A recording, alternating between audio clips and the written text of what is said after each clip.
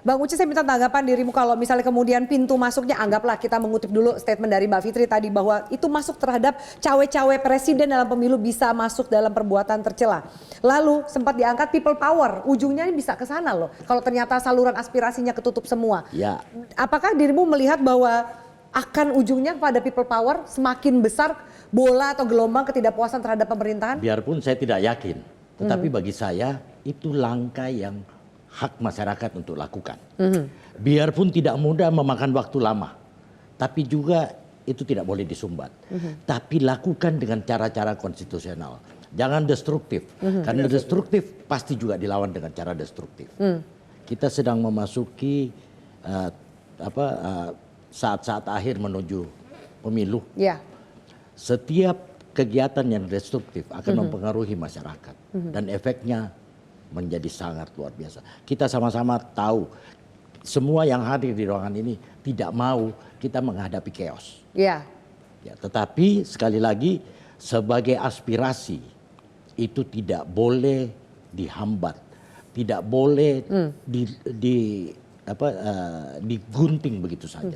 Tapi sekali lagi lakukan dengan cara-cara yang konstitusional. Oke, baik. Itu hak kok. Itu hak. Anda merasa bahwa silakan saja. Satu lagi tentang cawe-cawe Pak Jokowi itu yang Mbak tentang ini mengusung Gibran. Bagi saya lebih mudah Pak Jokowi mengusung dirinya 3 periode daripada anaknya yang maju. Jelas menang kok. Ya dua-duanya inkonstitusional. Dua-duanya tercela juga. Lebih cepat jangan-jangan Bang Uci.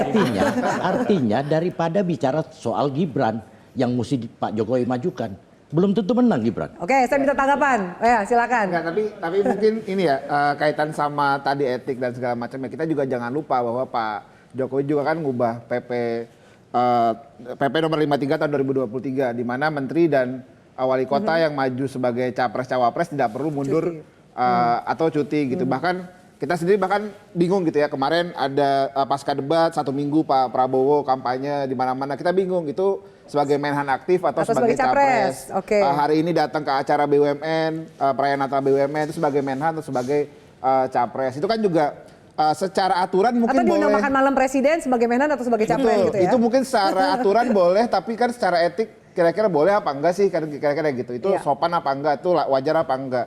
Itu kan juga yang sering jadi mungkin masyarakat juga jadi bingung gitu ya. Ini bansos dari presiden atau dari APBN sih gitu, karena kalau dari APBN nggak bisa dibilang terima kasih Pak Jokowi dong harusnya kan kira-kira gitu.